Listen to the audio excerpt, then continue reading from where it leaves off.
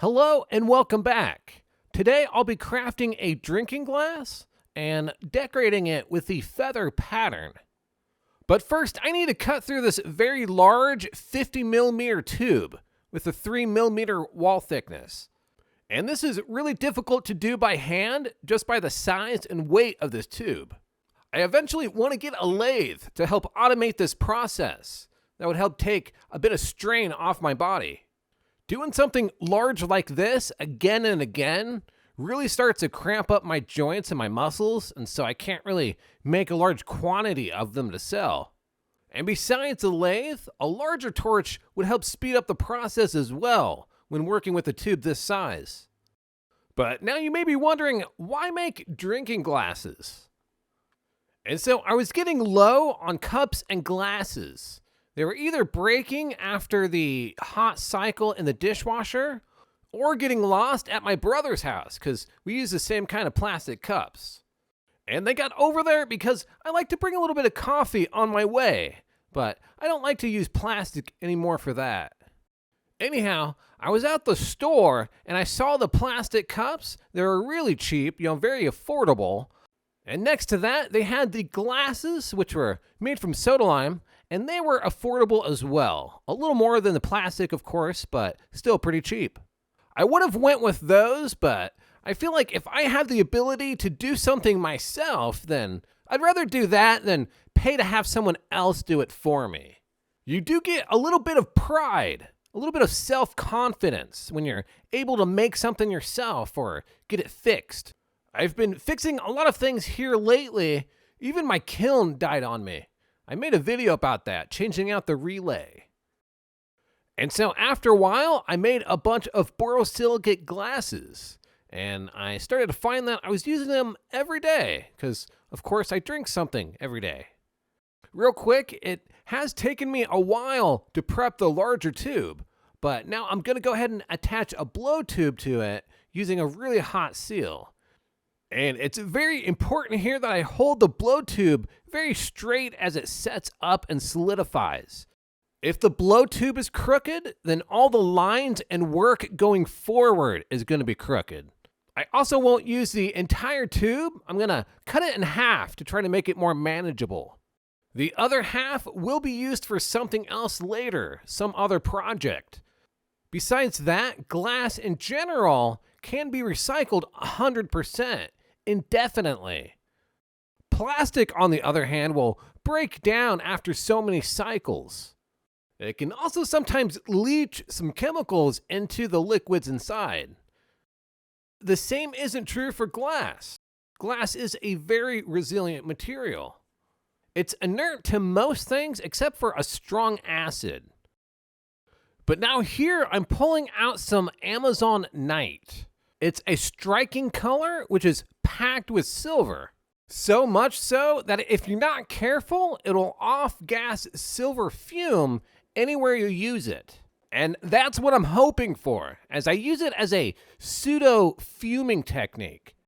Just some thin dots or lines, and boom, you have fume everywhere. And now I'll apply some thick lines around the vessel using a light yellow striking color. It's Yellow Elvis from Troutman Glass. I believe it has a little bit of gold mixed in, which gives it an amber purple strike. It's lightly saturated, so it's hard to overstrike, but even if you do, it still looks good. And so I'm only going to do a few lines here, but you can do as many as you want, as thick or thin as you want, whatever color. One thing I say quite often is that these techniques are just guidelines. Take it and make it whatever you want. I'll just do 2 lines of the Amazonite in between the other ones. And then I'll come back with a thicker rod of a red striker and start raking up and down through those lines to create the feather pattern. And now I do have some great news to report. We have officially reached the 10,000 subscriber mark. Of course, I gotta thank you out there, everyone watching. 10,000 people just kind of wandered into the channel and said, hey, what's this? I like it. And subscribed.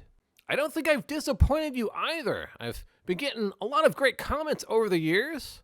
except for the need for more videos, more uploading, which is something I'm in the means of rectifying. I have a lot of great plans ahead. So I want to thank you again for sticking with me and sharing your favorite episode on your social feed. That really does help build the channel. And so I'm raking my last line now. I did 4 rakes up and then 4 rakes back down in between those. As I said before, you can do as many lines or rakes as you need, but this will complete the feather pattern. I can adjust it a little bit with my tweezers, but once you have the lines down, they're sort of locked in place. And so I'm heating up around the bottom of the vessel and blowing it out a little bit. That should help melt in the lines. I use my graphite paddle just a little bit for those dots on the end of the lines. And then I'll heat up the top section and blow it out one more time.